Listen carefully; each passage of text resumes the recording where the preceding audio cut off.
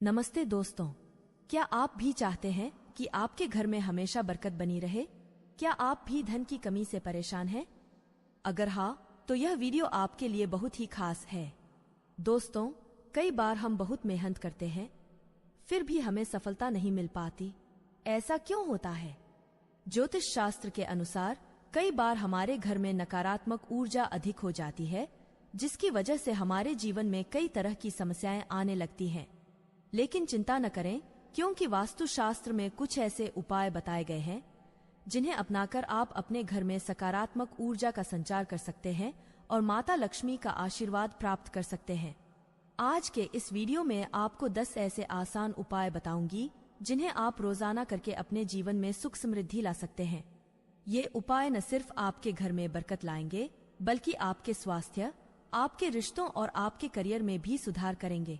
Video शुरू करने से पहले अगर आप भी चाहते हैं कि लक्ष्मी माता का आशीर्वाद हमेशा आपके साथ रहे, तो इस वीडियो को एक लाइक करें और चैनल को सब्सक्राइब करें और कमेंट बॉक्स में जय लक्ष्मी माता जरूर लिखें।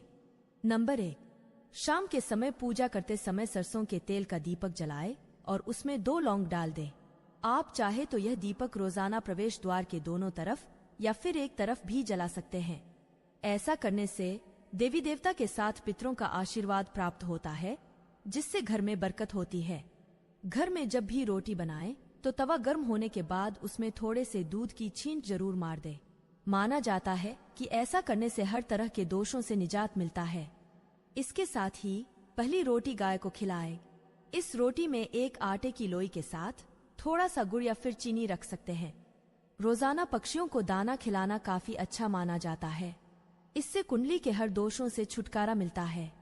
इसके साथ ही जीवन में तरक्की और सुख समृद्धि आती है। ज्योतिष शास्त्र के अनुसार सूर्यास्त के समय या फिर सूर्यास्त के बाद में झाड़ू नहीं लगाना चाहिए। माना जाता है कि ऐसा करने से मां लक्ष्मी घर से चली जाती है और लक्ष्मी का वास खत्म हो जाता है और दरिद्रता पीछा नहीं छोड़ती है।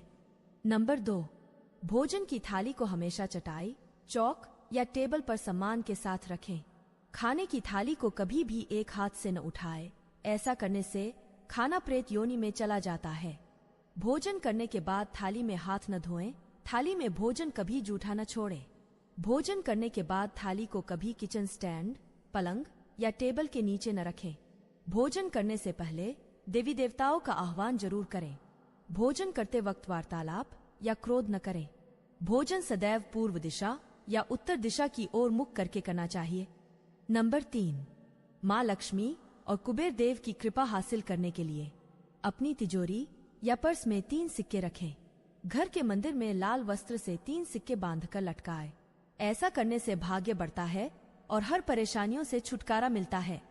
वास्तुशास्त्र में मछली की चांदी की प्रतिमा बनाकर घर में रखना बहुत शुभ माना जाता है। इससे सुख समृद्धि और अच्छा स्वास्थ्य मिलता है।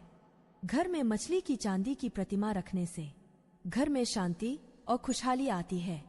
नंबर 4, घर में अगर पूजा घर नहीं हो तो किसी लाल किताब के विशेष सज्जन से पूछकर ही पूजा घर बनाएं।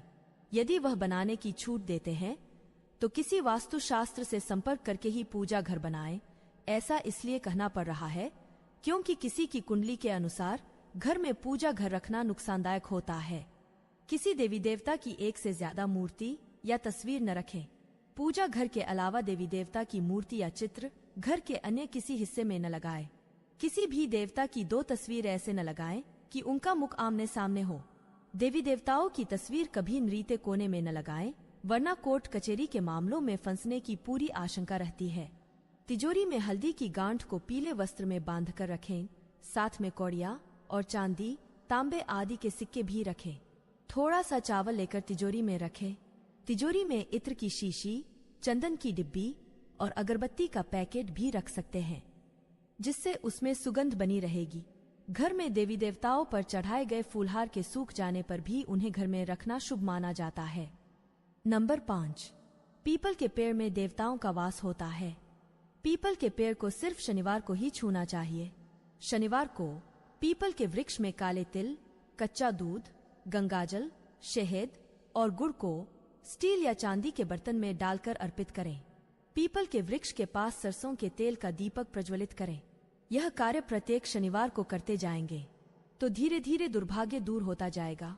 पीपल के वृक्ष की जड़ में तेल का दीपक जला दें, फिर वापस घर आ जाएं और पीछे मुड़कर ना देखें। इससे आपके धन लाभ के साथ ही हर बिगड़ा काम बनता जाएगा। नंबर 6, किसी भी मांगलिक या फिर शुभ काम में कपूर का विशेष महत्व है। माना जाता है कि घर में कपूर जलाने से वास्तु दोष के साथ नकारात्मक ऊर्जा से छुटकारा मिलता है। इसलिए सप्ताह में एक बार कपूर जरूर जलाएं। ऐसा करने से सकारात्मक ऊर्जा अधिक पैदा होती है। प्रकृति का यह नियम है कि आप जितना देते हैं वह उसे दोगुना करके लौटा देती है। यदि आप धन को पकड़कर रखेंगे तो वह छूट जाएगा।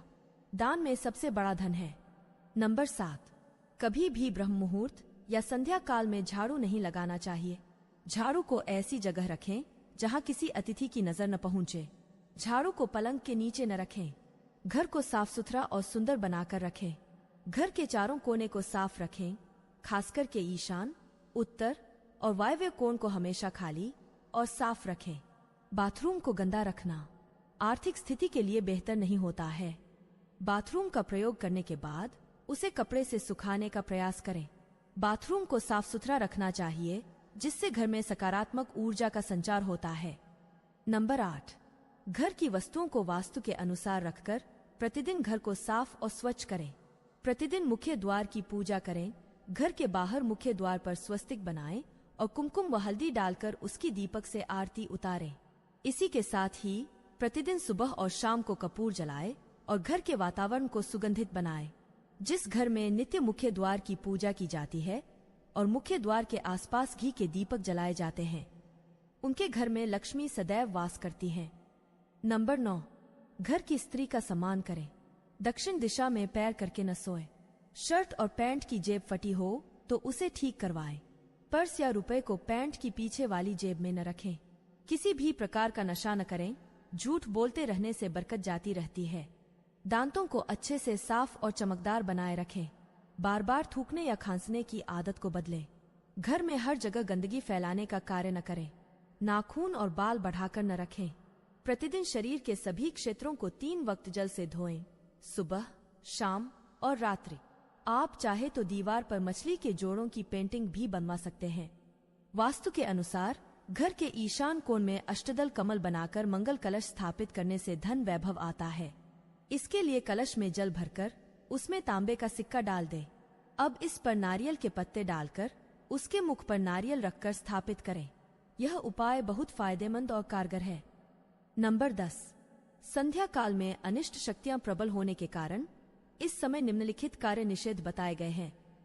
सोना, खाना, पीना, गालियां देना, झगड़ा करना, अभद्र एवं असत्य बोलना, क्रोध करना, श्राप देना, यात्रा के लिए निकलना, शपथ लेना, धन लेना या देना, रोना, वेद मंत्रों का पाठ, शुभ कार्य करना, चौखट पर खड़े होना। इन नियमों का पालन नहीं करने से बरकत चली जाती है और व्यक्ति कई तरह के संकटों में फंस जाता है। जहां मदिरा सेवन, स्त्री अपमान, तामसिक भोजन और अनैतिक कार्यों को महत्व दिया जाता है, वहां सुख समृद्धि का निवास नहीं होता। यह तमाम जानकारी जन रुचि को ध्यान में रखकर दी जा रही है। ज्योतिष और धर्म के उपाय व सलाहों को अपनी आस्था और विश्वास के आधार पर आजमाएं। वीडियो का उद्देश्य आपको बेहतर सलाह देना मात्र है। इस संदर्भ में हम किसी प्रकार का दावा नहीं करते हैं। दोस्तों, अगर आपको हमारी यह जानकारी अच्छी लगी हो तो वीडियो को एक लाइक जरूर करें और अपने दोस्तों के साथ शेयर करें। चैनल को सब्सक्राइब करना न भूलें ताकि आपको हमारे नए वीडियो की नोटिफिकेशन मिलती रहे। वीडियो देखने के लिए आपका धन्यवाद। जय श्री राम, जय बजरंग बली।